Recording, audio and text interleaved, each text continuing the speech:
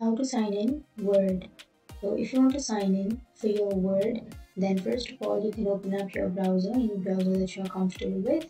And I'm here with Chrome browser, and I'm here with Chrome browser. Simply go for the search bar and search for Word, and here you will have this www.microsoft.com.